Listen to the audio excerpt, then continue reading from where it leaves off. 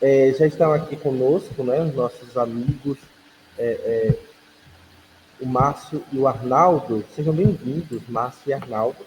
Né? Bem-vindos. Isso. Márcio é doutor em música, leigo também, né? Membro da presidência da Universalau.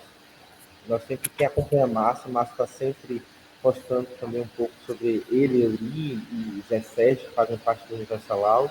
Membro do Centro de Liturgia Dom Clemente Ensinar e membro da equipe de reflexão de música litúrgica da Comissão Episcopal para a Liturgia da CNBB. Seja bem-vindo, Márcio. Também Arnaldo, né?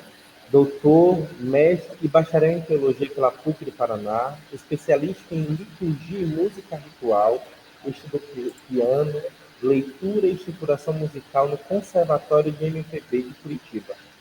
Trabalha com canto, regência, teoria musical, solfejo na Escola Arte Encanto de Guarapuava, no Paraná também. Então, meus amigos, que bom reencontrá-los, mesmo que seja de forma virtual. Saudade de vocês, né? Dos nossos encontros, dos nossos papos, semana de liturgia e de tudo mais que a gente se encontra e tem um tempinho que nós não nos encontramos. Então, agora é com vocês, vamos aprender um cadinho mais com vocês. Obrigado, Leandro, a irmã Neidiane, oi, Márcio, uma alegria também reencontrá-los todos, né? E aqui, como diz o Leandro, né, mesmo que seja virtualmente, né, mas como é bom a gente se sentir também próximos nesse dia tão importante, né, de comemoração, de festa, mas que a gente comemora também refletindo e falando de coisas tão bonitas, né, aí nos 61 anos da Sacrosanto Concílio. Não é mesmo, Márcio? Verdade, Arnaldo. Sobretudo porque falar de música, ainda neste tempo, é um tema bastante atual, uma vez que este tema tem nos provocado constantemente no Verdade. nosso trabalho pastoral, e não só no trabalho pastoral, mas também pensando em nível científico acadêmico, é um tema que tem dado muitas questões aí para estudo e aprofundamento. Estou muito feliz de estar aqui com você. Ah, da mesma forma eu. Eu acho que a gente pode começar, então, né? Eu vou comentar um pouquinho como que nós pensamos. Então, nós pensamos assim: vamos falar um pouquinho do número 7 da Sacrosanto Concílio, que está acompanhando toda a nossa maratona ao longo desse dia festivo, né? E também de reflexão. E depois vamos propondo, né, Márcio, também uma pequena mistagogia de um canto litúrgico, acho que assim, para ficar ainda mais claro, né, tudo que a gente tenha vontade, né, de dizer, assim, nesse dia, né? Podemos seguir dessa forma? Penso que sim, é uma Ótimo. boa forma. Então tá bom. Bom, como eu já disse antes, né, nós estamos falando e estudando o número 7 da Sacrosanto Concilium, hoje, durante todo o nosso dia, durante a nossa maratona, né, de forma especial, é ele que ilumina, né, esse dia de festa dos 61 anos da Sacrosanto Concilium. Então, nesse primeiro momento, né, assim, o que eu vou tentar fazer, assim, de uma maneira, com certeza, breve, né, e também não exaustiva, porque nem é possível, né, dado também o nosso tempo, é tentar aplicar, né, alguns elementos, comentar alguns elementos desse número 7 da Sacrosanto Concilium, aplicando mais especificamente a música litúrgica. Né? Claro que isso a gente poderia fazer de várias formas, né? Mas assim, a ideia é trazer algumas luzes, trazer alguns elementos, né? Como eu falei, não é de forma exaustiva, mas algumas coisas que saltam assim um pouco os nossos olhos, tá bom? Em primeiro lugar, eu queria falar assim que quando nós falamos, né, da música litúrgica, eu acho que é importante a gente ter presente que a gente não fala de qualquer música, né? Estou dizendo isso no começo da fala, porque infelizmente, né, a gente sabe que Brasil afora, às vezes, né, muitas vezes a gente ouve, né, e vê músicas que às vezes a gente até pensa que são músicas litúrgicas, mas que não são músicas litúrgicas efetivamente, né? Então, aqui a gente está falando, né, a nossa conversa hoje é sobre a música litúrgica segundo os critérios teológicos, né, pensados pelo magistério da igreja, né? Então, assim, às vezes quando a gente fala da música, né, a gente pode às vezes se remeter a nossas comunidades, a nossa prática, mas é importante a gente pensar nisso, né? A música litúrgica, ela é música ritual, ela tem uma natureza e uma função específica, e é dessa música que estamos falando, né? Eu estou reforçando isso também porque, por exemplo, né, a gente vê aumentando pelo Brasil afora muitos textos do ordinário da missa ou do lecionário, né? Por exemplo, o Salmo Responsorial, que se divulgam, né, nos canais, né, nas plataformas, nas redes sociais, e que às vezes a gente pensa assim, né, poxa vida, então olha, é a letra que está lá no missal, é a letra do Salmo Responsorial, então é uma música litúrgica. Aí a gente coloca um primeiro pontinho de interrogação, será? Né? Será que só porque é um texto da missa? Será que só porque é o Salmo Responsorial, um outro texto do lecionário, é música litúrgica? Então, acho que um primeiro elemento para a gente pensar aqui é isso, né? São esses critérios que revestem os textos, né? Eu acho que isso é fundamental a gente falar, né? Porque se fala assim música litúrgica, a gente pode ter um universo muito abrangente, né? Então, a música litúrgica da qual nós vamos falar, ela tem critérios bem definidos, tem princípios teológicos, princípios estéticos, pastorais, litúrgicos próprios e que são dados pelo magistério da igreja, né? Aí, num primeiro elemento, né, falando agora mais especificamente do número 7 da Sacrosanto Concilium, que eu acho importante a gente ressaltar, é o sujeito das ações litúrgicas, né? Então, a Sacrosanto Concilium, ela fala que Cristo é o sujeito das ações litúrgicas, né? Ele é o sumo sacerdote, e ele está presente, né? Então o texto inicia dessa forma, né? É ele que está presente nas espécies eucarísticas, na pessoa que preside, na palavra proclamada, e falando da música, né, de forma mais específica, quando a igreja reza, canta, salmodia, né? Então, Cristo é o sujeito de todas as ações litúrgicas. E aí, para nós da música, né, pensando que o canto litúrgico, né, é uma ação litúrgica, é uma ação ritual, então a gente pode dizer também que Cristo é o grande cantor da liturgia, né? Se ele é o sujeito das ações litúrgicas, então ele também é o grande cantor na ação litúrgica, né? Então nós, né, uma assembleia que canta a liturgia, só pode fazer isso, né, esse fazer ritual, efetivamente, na medida que a gente está ligado a Cristo, né? Nós cantamos em nome dele. Cantamos também a ele, né, a celebração litúrgica, nós sabemos, mas sobretudo cantamos na voz dele, né? Ele canta em nós, né? Assim, ele age em nós em toda ação litúrgica, portanto, ele também canta em nós, né? Eu acho bonito aqui aquela imagem do Evangelho de João, a imagem da videira, né? Sem mim vocês não podem fazer nada, né? Então, à medida que estamos ligados a Cristo, é que nós podemos participar, né, efetivamente da ação litúrgica e portanto, né, também da música litúrgica, do canto litúrgico, né? Quando a Assembleia canta em seu nome, né, e na sua pessoa, ele se faz presente.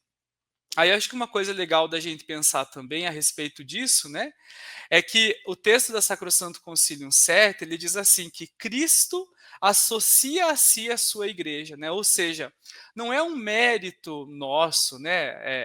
Então, assim, não, Cristo é que associa a sua igreja, né? Isso é um dom, é uma graça, né? E eu gosto sempre de pensar também que disso decorre que a liturgia da igreja, ela é de Cristo e da igreja, né? Ela só pode ser nossa enquanto igreja à medida que a gente tem essa consciência que é de Cristo, né? Por isso que assim como, né, as orações das celebrações, as leituras bíblicas, né, as celebrações ao longo do ano litúrgico, elas são dadas, né, a nós pela igreja, né, pela fé da igreja. Há um caminho de espiritualidade proposto pelo ano litúrgico. Então eu gosto sempre de pensar nisso também, né, que assim como a gente não chega antes da celebração e vai lá escolher as leituras ou escolher as orações, né, mas isso já está nos livros litúrgicos, isso deve acontecer também com a música litúrgica, né? Então, a liturgia é de Cristo e da igreja. Então, eu não canto aquilo que eu quero, aquilo que eu acho, né? Ou aqueles critérios subjetivos que às vezes ficam permeando as nossas comunidades, né? Vamos cantar porque o povo gosta, ou vamos cantar porque é mais conhecido, vamos cantar, né? Assim, aqueles critérios subjetivos. Eles podem estar presentes de alguma forma, mas eles não são o primeiro critério, né? A gente não canta o que eu gosto, aquilo que eu quero, né? Não, é aquilo que a igreja propõe, né? Nos textos, as antífonas, né? Os salmos, né? Tudo isso nos é dado pela igreja, porque a liturgia, né, não é nossa a priori, mas ela é de Cristo e da igreja. Ela pode ser nossa, né, à medida que nós estamos ligados a Cristo e à igreja. Um outro elemento desse número 7 da Sacrosanto Concilium que eu acho muito interessante, ele diz assim que na liturgia Deus é glorificado e o ser humano é santificado.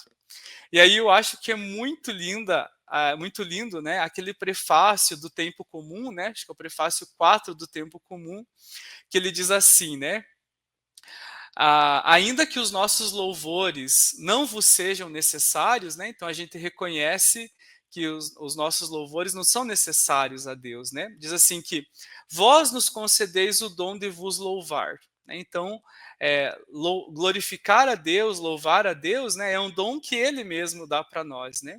E aí o texto continua, né, ele diz assim, eles nada acrescentam ao que sois, né, a vossa majestade, mas nos aproximam de vós, né, por Cristo Senhor nosso. Eu acho que esse texto ele é muito precioso para nós, né, quando a gente pensa nessa questão, né, que na liturgia Deus é glorificado e o ser humano é santificado, né. Então a gente glorifica e a gente louva a Deus, né, por primeiro lugar porque é um dom dele e porque isso nos aproxima dele, né. E aí eu acho muito legal que para nossa prática pastoral, né, eu sempre comento com o pessoal assim, né, às vezes o pessoal fala assim: mas eu canto na igreja, eu ajudo lá na minha comunidade", né, e o pessoal fala assim: eu não sei cantar muito bem, eu não sei tocar muito bem, né, mas Deus aceita, né, para Deus tá bom", né. Eu acho que aqui nesse prefácio tem um ensinamento para nós, né, quer dizer, eu fazer bem na liturgia, na música, né, fazer de qualquer jeito, isso não é tanto para Deus, né? Porque, como diz o texto, os nossos louvores não vos são necessários, né? Então, quando eu canto bem, quando eu escolho bem o repertório, quando eu procuro me aprofundar também musicalmente falando, né? Liturgicamente falando, isso é um benefício espiritual também para mim e para toda a minha comunidade, né? Porque os nossos louvores não vos são necessários, mas bem louvar o Senhor, bem cantar, bem tocar, isso nos aproxima, né, de Deus pela mediação de Jesus. Então, acho que isso é uma coisa legal para nós, né? Quando a gente capricha, né, nas nossas ações litúrgicas, nos cantos, sobretudo, né, que o nosso tema é a música, né? Isso não é tanto para Deus, né? Porque os nossos louvores não vos são necessários, mas é porque isso nos aproxima dele, né? Acho que isso é uma coisa maravilhosa. E aí, um outro elemento que eu acho importante, né, para a gente ir introduzindo, né, tudo isso, e discorrendo aí desse número 7 da Sacrosanto Concilium, é essa tríade, né, eu gosto de chamar assim, né, essa tríade do número 7 da Sacrosanto Concilium, né, que ela diz assim que a liturgia é feita de sinais sensíveis, né, e que significam e que realizam aquilo que significam, né. Eu gosto sempre de dizer assim que para mim esse é um conceito, o melhor conceito de sacramentalidade, né. Sinais sensíveis que significam e que realizam aquilo que significam, né? Então, pensando nessa tríade, né, e aplicando um pouquinho a música litúrgica, queria propor que a gente pensasse um pouquinho nisso, né? Então, por exemplo, na música litúrgica, o que é sinal sensível, né? Aí a gente pode pensar um texto, né, um texto que pode ser ouvido pelos nossos ouvidos, que pode ser pronunciado pela nossa boca, é um sinal sensível, né? Uma melodia, né, que pode ser cantada e ouvida, né? Melodia que nos emociona, que nos tensiona, que nos relaxa, né? Melodia que confere força ao texto, que faz o texto entrar em nós com mais força, né? Faz, inclusive, com que o texto muitas vezes fique em nós, né? Se a gente pensar na nossa vida, né? Como que a gente decora mais fácil aquilo que é cantado do que às vezes aquilo que é só falado, né? Interessante isso, né? Então, para a gente perceber a importância que tem a melodia, né, como um sinal sensível e unida ao texto. Estou pensando que é um sinal sensível também a harmonia, né? A harmonia construída, por exemplo, pelos acordes, né? Como que os acordes maiores, menores, com sétimas, né? São capazes de nos elevar, de nos compenetrar, às vezes de nos tensionar, né? Como que a harmonia da música, né? Como que ela faz coisas com a gente, né? Interessante isso, né? Eu acho que passa também pelos, né, é também um sinal sensível à interpretação, né? Você tem uma partitura, né? Você tem a escrita da música, mas ela se torna verdade quando eu baseado nessa partitura, tendo essa partitura como, né, aquilo que me dá sustentação, eu transformo essa música, esse canto em vida, né? Então, como que a gente interpreta um texto, né? As expressões do nosso corpo, as expressões do nosso rosto, a nossa postura, toda essa corporeidade que envolvida na interpretação, né? Como que isso é um sinal sensível importante, né? Poderíamos falar de outros, né? Mas como eu falei, nosso tempo é um tempo assim breve, né? Depois, o segundo elemento dessa tríade é o significado, né? Então a gente falou esses sinais sensíveis, né? O que confere significado a esses sinais sensíveis? Aí a gente poderia pensar, né? O próprio texto sagrado, né? Que é um texto do ordinário da missa, por exemplo, um texto da liturgia das horas, né? Ou dos sacramentos, né? Um texto que pode ser um texto da Sagrada Escritura. Isso confere significado, né? Porque não é qualquer texto, não é qualquer poesia, né? E aí confere significado também a própria ação ritual, né? Porque esse texto ele não é para ser cantado em qualquer momento, né? De forma aleatória. Inclusive, se a gente não levar em conta a ação ritual, né? Para conferir significado, um texto por exemplo, ritual, mas cantado fora, né, da ação ritual para a qual ele é proposto, ele pode perder, inclusive, o sentido e o significado. Né? A gente não canta um ato penitencial lá no canto da comunhão. Né? Por quê? Porque ele perde sentido, perde o significado. Então, o que confere significado a esses sinais sensíveis? É a própria liturgia, a própria ação ritual, a Sagrada Escritura, né? Isso é o que confere significado, não é qualquer texto, né? E de outro lado também, não é qualquer música, né? Mas é uma música que deve ser proposta para revestir esse texto, para conferir força a esse texto, né? Para realçar o seu significado. E aí o terceiro elemento da tríade realiza na assembleia aquilo que ele significa, né? Ou seja, o que nós cantamos na liturgia acontece em nós, né? Que coisa maravilhosa isso, né? Quando eu canto Senhor, tem de piedade de nós, né? O Senhor realmente tem piedade de nós quando a gente canta esse texto, né? Acho tão bonito os salmos, por exemplo, né? Quando eu canto Pai, em tuas mãos eu entrego o meu espírito. Isso não é só da boca para fora. O que nós cantamos acontece em nós. Né? Quando eu canto de todos os temores me livrou o Senhor Deus. Né? Isso molda a nossa vida. Né? Aquilo que nós cantamos molda a nossa vida. Por isso que a gente não pode cantar qualquer coisa na celebração litúrgica, porque a música tem essa força. Então, se a gente canta, às vezes, qualquer coisa, isso vai moldando também, né? Vai moldando o nosso espírito e, consequentemente, também a nossa espiritualidade cristã. Eu acho tão bonita essa imagem da liturgia como fonte, né? Se eu canto alguma coisa que não tem nada a ver com a celebração, é como poluir uma fonte, né? Eu poluo a fonte que é a liturgia, né? E o que acontece com a gente se a gente bebe numa fonte poluída? A gente adoece, né? Por isso que na celebração litúrgica, na liturgia, a gente não canta qualquer coisa, mas a gente canta a liturgia, né? Então, gosto muito dessa tríade da sacramentalidade, e aí acho que ela, aplicada à música, ela tem uma força para nós, né, que a gente deve levar a sério. Por isso, né, que então a partir disso, eu penso assim que a gente não deve negligenciar os sinais sensíveis. Porque quando eu negligencio o sinal sensível, né, o texto, a melodia, a interpretação, eu comprometo o significado e, consequentemente, comprometo a realização. É isso que eu já falei agora anteriormente. Né? Então, por isso que eu disse lá no começo, né? Não é só pegar um texto da missa, um salmo responsorial e colocar qualquer melodia. Essa melodia precisa ter critérios. Essa melodia, ela é serva desse texto. Né, lá, Sacrosanto Concilium 112, 113 vai retomar isso, né? Diz que o texto tem que ter diz que a melodia, né, os elementos melódicos, tem que ter uma ligação íntima com esse texto. Justamente para isso, para não comprometer o seu significado e para não comprometer a realização disso em nós. Né? Eu acho que isso é fundamental para a gente pensar a música, né, a partir do número 7. Então a melodia precisa ter essa simbiose com o texto, né? Respeitar as palavras na sua acentuação, né?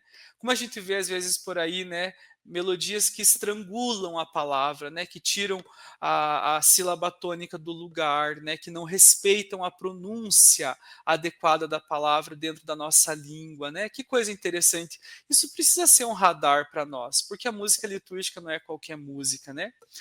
Que reforçam a estrutura textual, o gênero do texto, né, o gênero linguístico do texto, o gênero literário do texto, né, e também a estrutura, né, por exemplo, a gente não canta uma ladainha, né, uma litania, né, do mesmo jeito que você canta um canto estrófico, né, um canto com refrão, né, a melodia precisa respeitar as frases musicais, ou seja, o texto tem uma estrutura, né, então assim, a música tem que respeitar essa estrutura, né, tá certo? Então, assim, eu trouxe alguns elementos, né, de forma breve, tentando fazer aqui, né, eu coloquei aqui, Márcio, um acorde de sétima, né, para você entrar com a gente agora, tá bom? Então, espero que tenha ajudado esses elementos que eu trouxe. Foi uma sétima maior. Sem uma resolução definida. Se fosse sétima menor, nós saberíamos todos os caminhos pelos quais deveríamos trilhar, mas sétima maior não adianta nada. Muito bom. Nossa, eu fiquei tão feliz de ouvir você, assim, olhar essa tríade, que você chamou de tríade, enfim.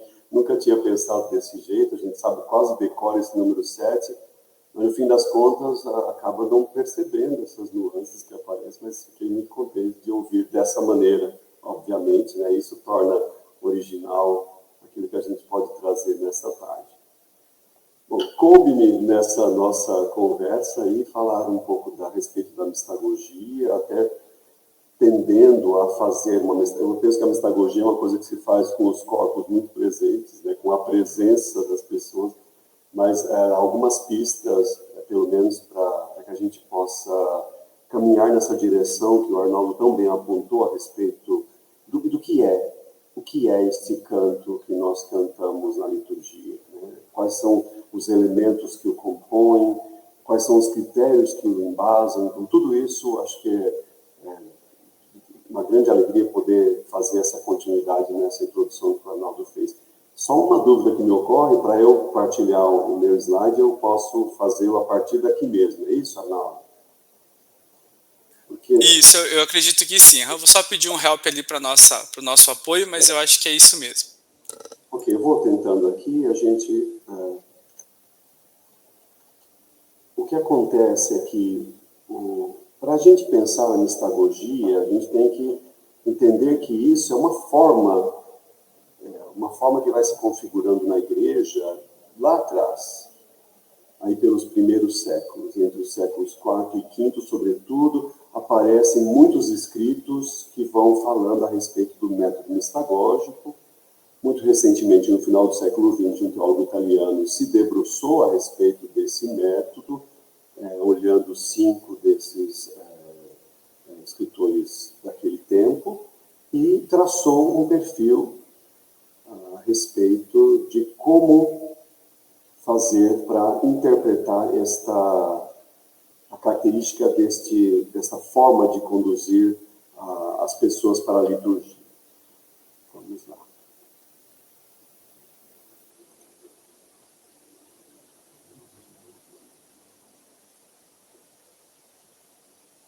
Está pedindo para eu enviar o arquivo, serei obediente. Eu peço a compreensão.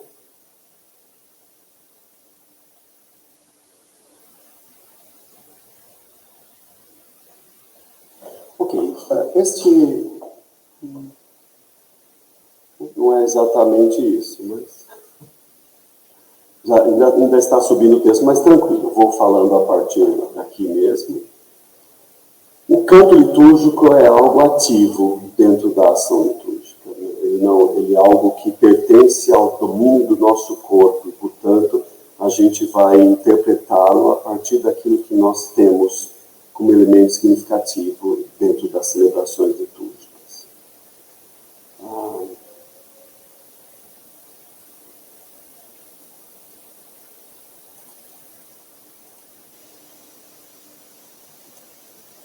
Só para avisar quem está cuidando da técnica que o slide já foi feito o upload, e de repente ele está aí à disposição para ser compartilhado.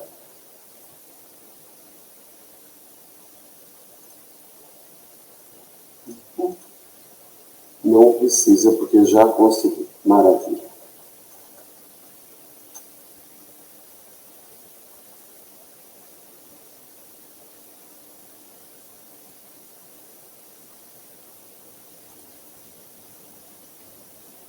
Quando eu penso no método mistagógico e olhando aquilo que foi o esforço de leitura da Ione Buist, sobretudo durante a Semana de Liturgia de 2005, a 19ª Semana de Liturgia, cujo tema foi Canto e Música na Liturgia. A Ione traz alguns elementos, a partir de algumas leituras que ela havia feito, sobretudo da parte final do livro do Enrico Mazza, que vai falar destas catequeses próprias dos séculos IV e V, e ela faz uma apropriação desses conceitos e vai iluminando, de uma forma muito genuína, muito autêntica, aquilo que seria uma forma de que os músicos litúrgicos pudessem trabalhar com essa dimensão da música litúrgica. Aprender, não só aprender para si, mas também poder comunicar isso na ação celebrativa. E é claro que a Ione, ela vai muito atrás, quando ela fala do verbo partir como um verbo de ação, que é muito importante no método mistagógico, lembrando que o mistagogo é o espírito, então é ele quem faz esse movimento acontecer. Então, partir é esse pôr-se em movimento. O canto litúrgico, ele nos tira do nosso lugar, quando ele é bem escolhido. Alguns nos colocam num lugar e daí não saímos, é algo que a gente tem percebido muitas vezes, quando a gente entende que aquele canto pode ser litúrgico, mas que, na verdade, ele não atende aos critérios, sobretudo pensando nos momentos celebrativos que nós vivenciamos ao longo de uma celebração. Então, é importante a gente perceber que o canto litúrgico ele vai fazer com que a gente deixe um lugar, mas que a gente, ao deixar esse lugar, a gente ocupe o espaço devido a ele.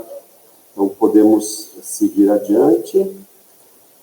Então, a Ione, na sua interpretação do texto do Mazza, ela fala desse método mistagógico, voltando a olhar para a música litúrgica e traduzindo isso da seguinte maneira: partir do rito para chegar à sua compreensão teológica, vivência espiritual.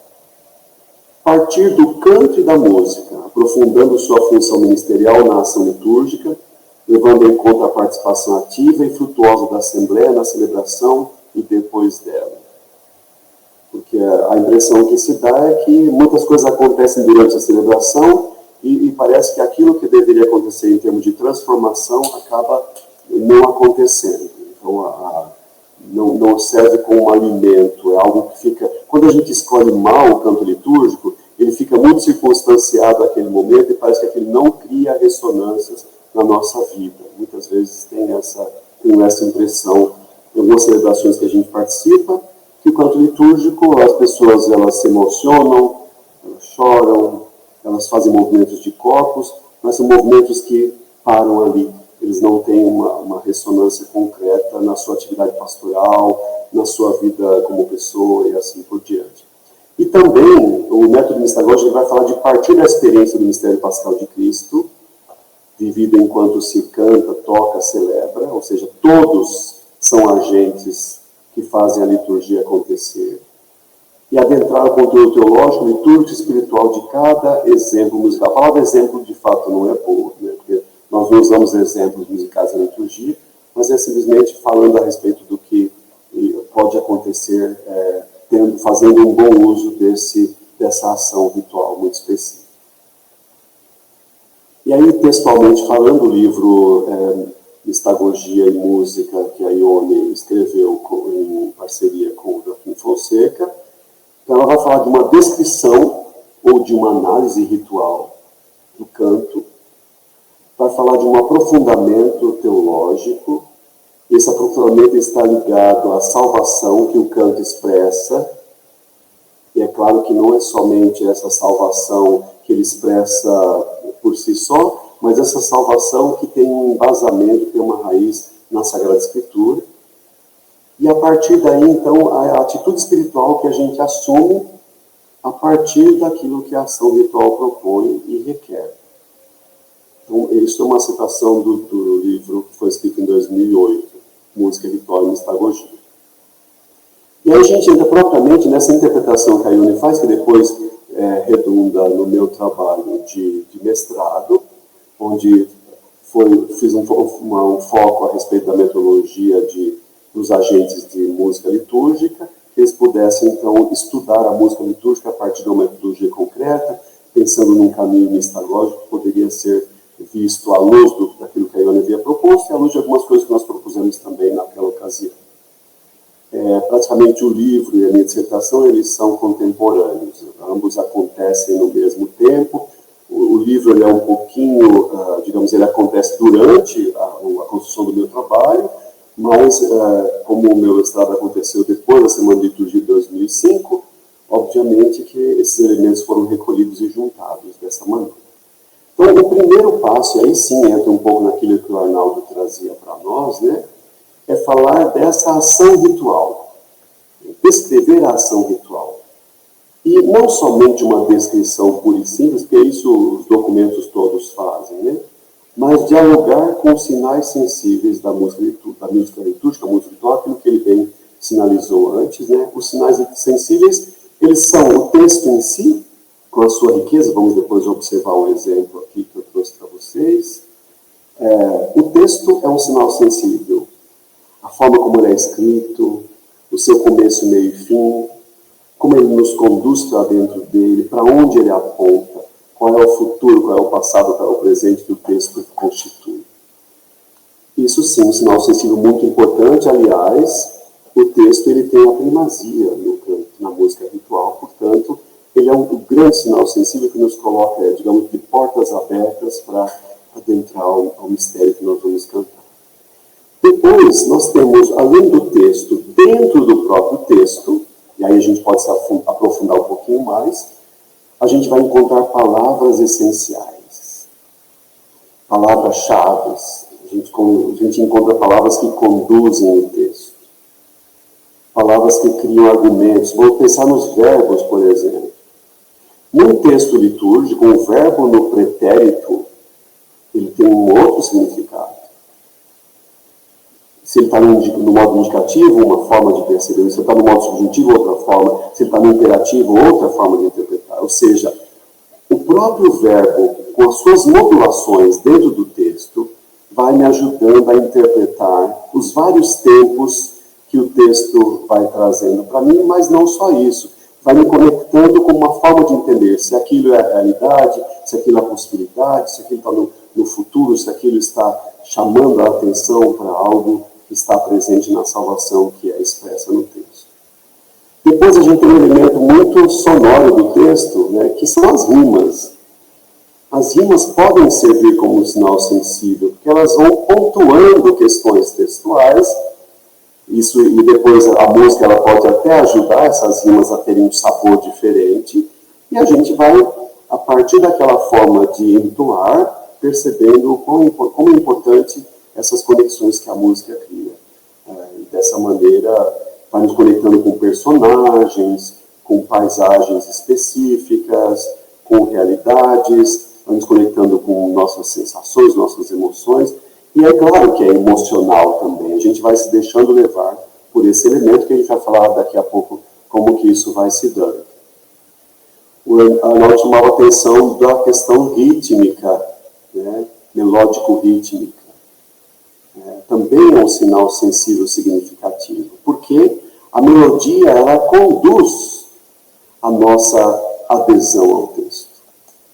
Nós temos grandes exemplos de cantores e intérpretes da música brasileira que somente pelo seu jeito de dizer as coisas na música a tornam essencial. Eles conseguem levar juntos desses intérpretes para aquilo que ele está querendo, para a mensagem que ele está querendo veicular. Então, a melodia na música litúrgica, ela é algo essencial, ela é uma veste, como o José Gelinot dizia, né? É uma veste reluzente, é uma veste gloriosa da palavra. Portanto, não é simplesmente uma coisa de uma música colocada sobre um texto, mas é uma veste essencial para que essa mensagem seja veiculada com suavidade, com precisão. Até mensagens duras são comunicadas com delicadeza, porque a melodia faz com que isso possa acontecer. A melodia, ela nos leva para um lugar, é importante que ela nos leve para um lugar onde a mensagem está indicando, e ela continua com a gente. Ainda que o texto se extinga, a melodia, ela vai continuar com a gente, porque ela tem esse poder também de nos mobilizar de uma maneira diferente. O Arnaldo chamava atenção também da questão da harmonia, sobretudo das consonâncias, mas quiçá as dissonâncias também são muito importantes nesse sentido, porque elas também vão dar uma direção para onde nós queremos chegar. Não adianta cantar consonâncias puras, porque nós ficamos numa monotonia. Acho que a dissonância vai quebrar um pouco essa monotonia e nos deslocar, por assim dizer, para outros sentidos, para outros significados. Né? Então, pensando que o texto é um grande sinal sensível, com tudo aquilo que ele contém, a melodia, com toda a riqueza e todas as formas, seja num tom maior, num tom menor, seja usando escalas diferenciadas, os modos gregos, enfim, ou nos modos gregorianos, essa melodia ela pode ter harmonias muito específicas, ela pode caminhar em direções muito apropriadas, ela pode brincar um pouco com a dinâmica dos acordes, mas tudo como um serviço precioso à palavra, à mensagem que vai ser veiculada. E isso não quer dizer, eu como músico vou um pouco defender, isso não quer dizer que a música tem um papel secundário. Quantos liturgistas, ao longo das nossas parcerias litúrgicas, por mais que valorizassem a música, ainda a entendiam como secundária. É como se ela não tivesse uma contribuição precisa a dar naquilo que a liturgia faz acontecer na ação celebrativa. A música é um grande serviço e, portanto, acaba tendo esse caráter de ciência também, não só uma execução de uma tarefa, mas ela também tem a contribuir para que a liturgia seja engrandecida, seja dimensionada no seu fazer.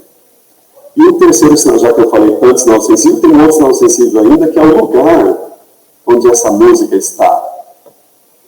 O contexto é um terceiro sinal sensível, ou seja, tem o texto, a melodia, que é, de certa forma, um pretexto, vamos pensar assim, mas pensando na melodia como uma simbiose, o Arnaldo chamava a atenção dessa questão da simbiose que acontece, né?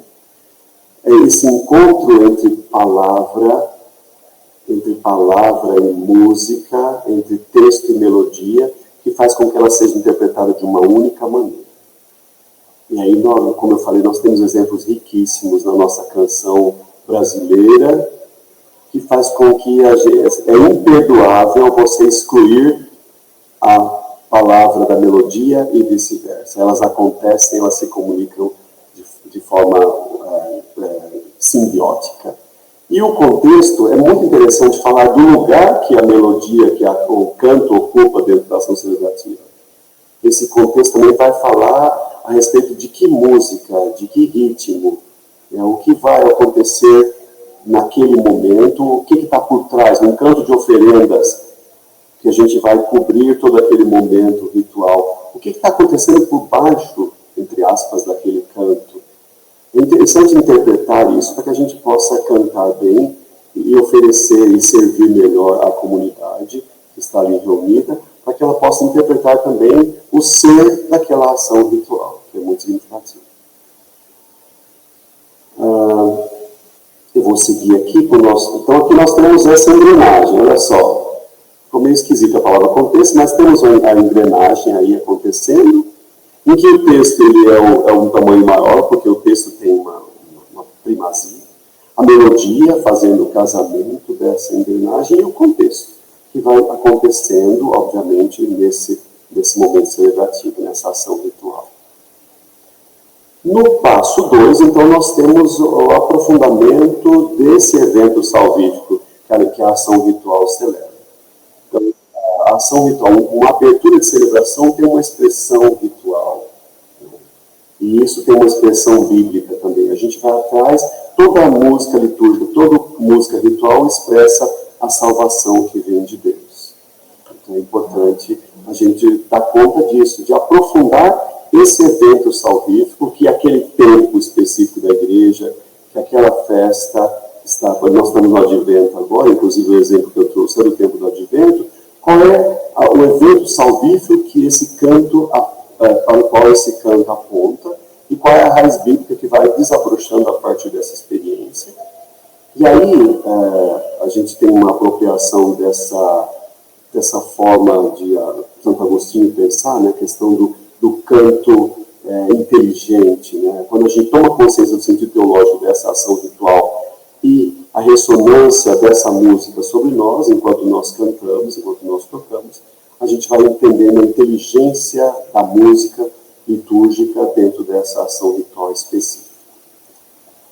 E aqui a gente tem, então, a experiência de salvação, ou seja, não adianta texto, melodia e contexto, não adianta simbiose, não adianta evento salvífico, se isso não encontra corpo em mim, se eu não consigo dar uma voz verdadeira, autêntica, coerente àquilo que o canto expressa. Então esse canto precisa se tornar experiência de salvação, aqui e agora, assim como a liturgia se define, né? A partir da ação ritual, neste momento em que acontece, né? Aquilo que realiza aquilo que significa, ou seja, que experiência que eu tenho desse canto litúrgico a partir daí, e como o Basurco bem lembra, o canto ele se torna um fato de experiência. Ele vai contar uma história que não é só minha, mas que também é minha. Né? E aí o mistério é cantado, quando eu tenho essa consciência de fazer a experiência da salvação acontecendo hoje, aqui e agora, o mistério vai cantando em nós e em tudo aquilo que está presente no universo. Então, um pouco esses 3 passos que mobilizam esse caminho mistagógico para pensar o canto litúrgico. Pode ser que aqui a gente encontre paralelos com a Alessio Divina, de cantos litúrgicos também, obviamente, que isso vai ajudar muito nesse sentido.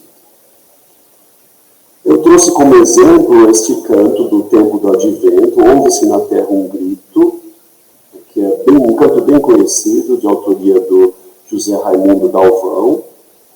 É um canto que, no tempo de hoje, ele tem 2 letras, né? Foi feito um rearranjo do texto, sobretudo o texto da estrofe, em um tempo, e esse rearranjo fez com que essa música fosse conhecida de fato.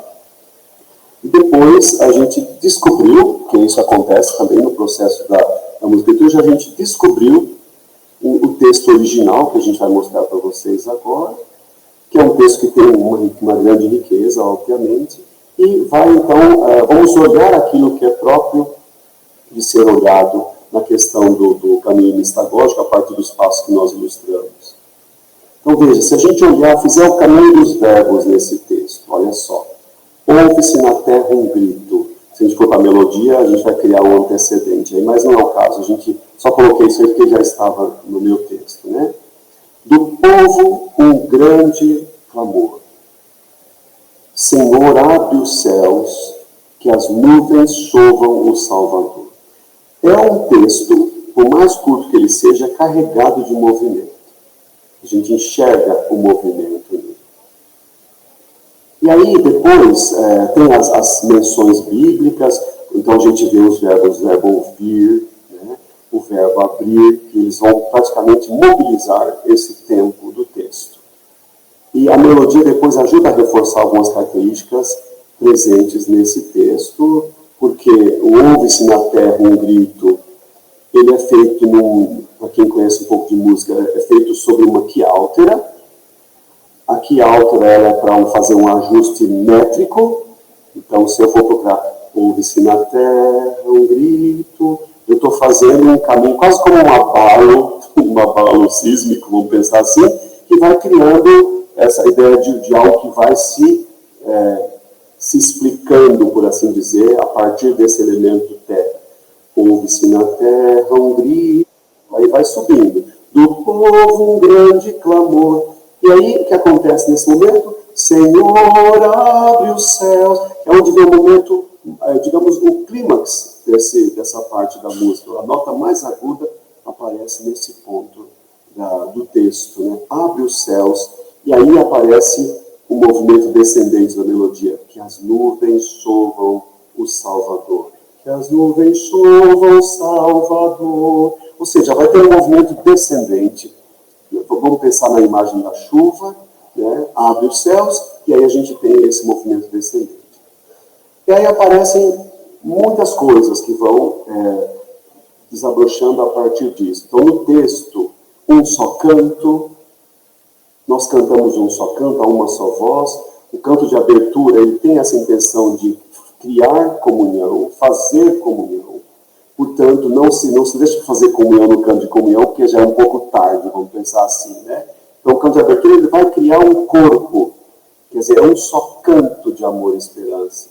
E aí, o grande clamor que aparece lá na estrofe, ele vem para cá. Nós clamamos, vem Senhor Jesus, que é, por assim dizer, um mote. Claro, isso está no fim da Sagrada Escritura, né? O Maranata, ele é um mote para que esse canto seja conduzido e que ele seja experienciado. Então, é um só canto, nós clamamos, nossa voz não se cansa, nosso amor sempre espere, e está sempre apontando para esse futuro que o tempo do advento, que celebra sacramentalmente a esperança, ele celebra. Já indo para o final, porque a gente precisa dar um tempo também para uma interação, o texto original, ele aparece aqui. Aqui e ali foram feitas pequenas modificações, não vamos julgar em termos de qualidade estética, obviamente não é o caso, mas simplesmente para perceber que existe uma outra forma de interpretar isso que nós estamos mostrando para vocês. E isso vai mudando de alguma forma o significado, mas não vai distorcendo aquilo que é o próprio significado trazido pelo canto. Se a gente olha no slide anterior, né, o refrão ele é assumido tal e qual, ele vai fazer respingos de cantos da tradição, e ele vai trazendo realidades muito próprias do humano e vai chamando, clamando ao mistério que se assente nessas realidades. Então, esse canto de amor e esperança, ele vai se sintetizando nesse Vem Senhor, Jesus vem. Essas situações dramáticas da vida, essas coisas que acontecem no nosso chão, sempre vem finalizado com o clamor, vem Senhor Jesus vem. E também essa questão do que nós estamos fazendo como liturgos. Estamos realizando essa ação, fazendo acontecer o mistério presente no meio de nós, a presença, que o número 7 também foca, e nós clamamos essa vinda do Senhor até nós. Então, é claro que existiam muitos elementos que a gente podia trazer, se a gente olha, por exemplo, o elemento melódico que aparece aqui também, né? Quem editou essa partitura fez uma escolha de pontuar a primeira figura, mas esse abalo ele não deixa de existir. E o canto vai criando uma espécie de arco, de significado, que vai nos transportando para a realidade do mistério celebrado neste tempo da igreja, que é o tempo do Advento, um tempo muito próprio para celebrar esta espera. Então, o Ouve-se na Terra um Grito, ele vai criando essas conexões muito apropriadas para entrar dentro da celebração do Advento e dar essa nossa... colocar-nos como corpo dentro dessa realidade. Arnaldo, basicamente seria isso que eu havia pensado. Não sei se temos espaço ainda para alguma questão. E agradeço aí essa possibilidade de estar junto. Eu também agradeço, Márcio. Muito legal, né? Acho que praticamente eu diria assim, essa aplicação, né, das coisas que nós fomos conversando nesse breve momento, né, ao método, né, mistagógico, como você trouxe, né, e também aplicado a essa música, né, desse tempo tão propício. Então, acho que ajudou a ficar mais claro, né, as coisas que a gente tem dito aqui, né. Muito bem. Eu estou vendo aqui no chat, Márcio, tem uma interação aqui que eu acho que talvez a gente poderia aproveitar nesses minutos. Diz assim, ó: como podemos ajudar o Ministério de Cantos da paróquia a perceber que o canto não é litúrgico? Né? Ele diz, como podemos compreender que um canto não é litúrgico, coletado da internet, por exemplo, né? O que a gente poderia pensar? O que você acha? Nós, no Brasil, desde a década de 1960, nós construímos um caminho com a música litúrgica muito interessante, infelizmente um caminho que é desconhecido de tanta gente. Se a gente pensa, o concílio nem havia terminado, nós já havíamos feito 2 encontros ligados à música litúrgica, pensando a música litúrgica com a nossa cara. Isso é uma crise, né? Depois, essa música litúrgica, os assessores de música da CNBB percorreram o Brasil inteiro, formando essas gerações. Desse processo de formar as gerações surgiu o documento número 7, que é um feliz desconhecido. Eu imagino que você pega o documento número 7, que foi publicado e aprovado em 76. Quando a gente lê esse documento hoje de menos de 30 páginas, ele é extremamente atual. Então, o que eu posso dizer? Para eu saber se um canto é litúrgico ou não, eu preciso me embasar. Eu preciso estudar, enfim. Eu não sei o que eu posso dizer. É estudar. Pegar o documento número 7. O Arnaldo e eu, e qualquer outro formador, não tem condições de fazer a pessoa compreender, assim, com um estalo, o que seria a realidade da música litúrgica. Os documentos. Então, o documento número 7, a Pastoral da Música Litúrgica no Brasil, ainda está por aí. Né? Felizmente, a gente encontra pela internet, hoje em dia tem essas facilidades. Né? O documento 43, que já é agora da 89. Né? Depois o estudo 79 sobre a música litúrgica, o documento 43, a animação da vida litúrgica no Brasil, que tem uma parte exclusivamente dedicada à música litúrgica. O estudo 79, a música litúrgica no Brasil, publicado em 98. Nos últimos anos, a gente teve o Canto e Música na Liturgia, Princípios Teológicos, Litúrgicos, Pastorais Estéticos, que em 10 páginas consegue definir, por assim dizer, quase como o estatuto da música litúrgica no Brasil. Nós temos muitas produções que foram feitas em liturgia e mutirão da CNBB, a coleção que o Frei Joaquim coordena, publicada pela editora Paulus, Liturgia e Música, que percorre os vários temas, e destaca o número 6 dessa coleção, que é Quem Canta, o que Cantar na Liturgia. Enfim, Arnaldo, eu estou imaginando assim, que nós temos a Carta aos Agentes, que foi escrita em 2008, Carta aos Agentes de Música Litúrgica, que numa página consegue definir para a gente com muita clareza como que o canto litúrgico pode ser pensado, escolhido e conhecido nesse sentido.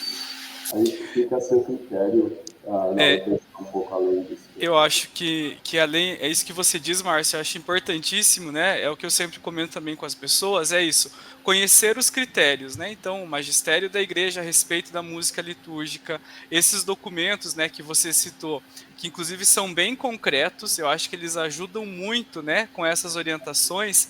E aí o que eu digo, assim, que eu acho muito importante, que é conhecer os critérios, como diz você, estudar, né, estudar mesmo, para que a gente, obtendo esses critérios, a gente tenha as condições de ir às fontes, né, que aí sim pode ser no livro, pode ser no site, pode ser no canal, né, e aí a gente ter condições, então, de conseguir garimpar, né, aquilo que está de acordo, né, porque eu digo isso porque eu tenho notado, às vezes, nas formações, que o pessoal comenta muito assim: olha, a gente vai sempre no site tal e pega tudo do site tal para as nossas celebrações, né?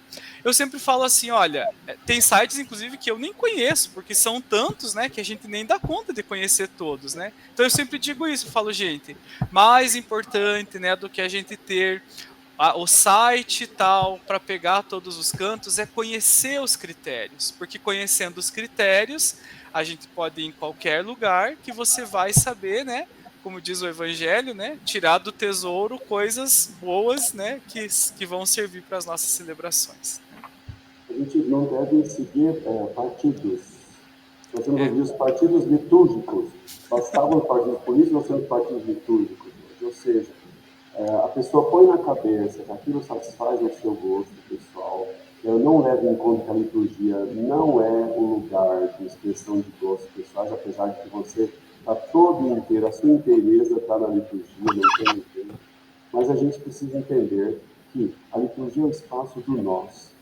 E quando a gente percebe a importância que esse nós tem na ação litúrgica, isso é algo que nos favorece em termos de fazer as coisas. Porque não é possível que uma pessoa cante 10 anos um canto de comunhão na liturgia e expresse exatamente o que não é a comunhão na liturgia. Então, e o canto de oferendas, o canto de abertura, a gente precisa estudar um pouco, pegar o texto e ler antes, porque a gente acha a melodia linda, e a gente não sabe, os venenos são bonitos também, quimicamente falando. Eles fazem um estrago. Então, é nesse sentido que a gente vai observando essa coisa que a gente acha bonita só, mas que também vai além. excelente. Léo? Gente do céu, Arnaldo, Márcio, não preciso nem dizer que vocês arrasaram, né? Muito boa as colocações. Novamente fizeram um fã-clube dos dois aqui, né? Movimentaram o chat demais, eu nunca vi. Gente, esse povo da música, eu mesmo não canto, eu vou viver da minha arte, da música, porque, assim, dizer que eu sou um pouquinho desafinado. Eu digo que tem gente pior do que eu, e as pessoas pensam que eu estou brincando. Mas, enfim, eu vou chegar lá um dia, né, nesse nível de vocês. Muito bom tê-los aqui, um fraterno abraço, obrigado por colaborar conosco dessa equipe da maratona aqui. Desde 8 horas da manhã estamos aqui e tanta gente já vem passando, colaborando e aprendendo muito com vocês.